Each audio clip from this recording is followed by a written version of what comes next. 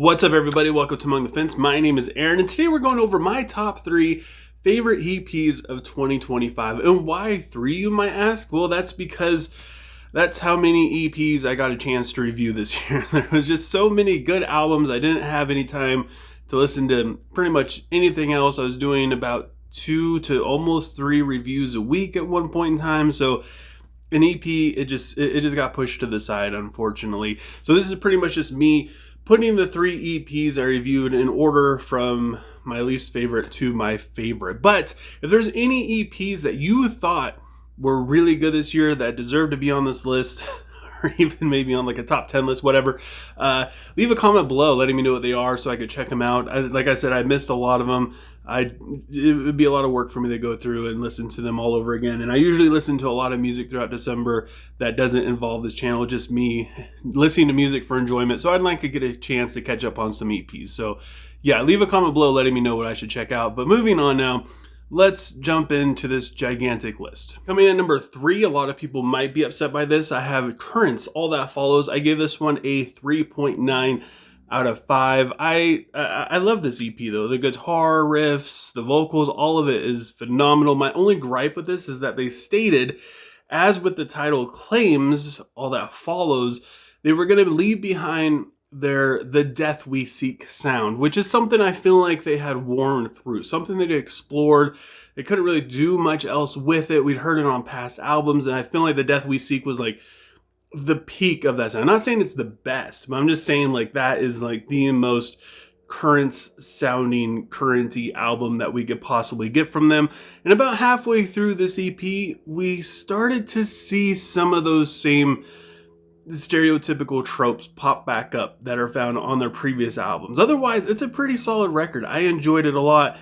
If I was going to put this on a scale of like 1 to 10, it'd be closer to an 8 more than anything else. But I couldn't get into it because of that reason. I was so excited. The first song, it takes you where you want it to go, and then all of a sudden it starts falling right back into it. And it sounds kind of more like B-sides to The Death We Seek more than like a new idea. So yeah, that's why I didn't give it a 10 like a lot of people think it should get, or a 5, I guess you could say, like a lot of people think it should get.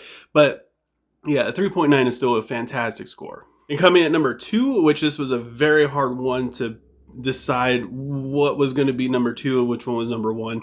I have Trivium Struck Dead. I give this one a perfect score, a 5 out of 5. I love how they went back to their Ascendancy days for inspiration, because that's when they wrote this EP, is during the Ascendancy tour that they were doing, and it's one of my favorite albums of all time, and the riffs and the vocals are sick, and they represent that very well.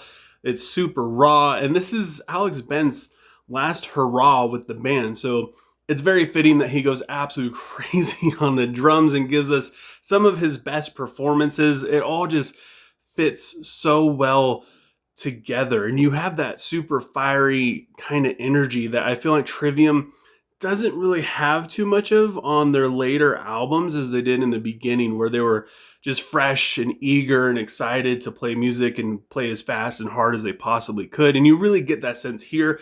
The lyrics and the concepts are all very well written, as you would expect. This is a perfect EP, but a perfect EP isn't what wins number 1. I base this off of what I enjoyed the most. And the only other EP I reviewed got a little bit more enjoyment out of me. And taking the number 1 spot, we have Enterprise Earth, Descent into Madness. I give this one a 4.8 out of 5. This does feel like a B-side to Death and Anthology for sure, but I love that album so much, I was just happy to get a little bit more of it. I might honestly like this a little bit more just because I really dig the concept and just the overall atmosphere of this EP. I feel like the music fits the concepts and the storytelling of a man who loses his mind, and his descent into madness, or in this case hell, is just perfectly portrayed. It's so well written, it's immersive, it captivates you, not just in terms of the storytelling, but also in terms of the music. I know some people might not like this as much because it's not strictly deathcore like Enterprise Earth has been, but I would argue that their past 2 albums haven't really been deathcore. They've been a little bit more death metal, which it sounds fantastic. I'm totally here for it.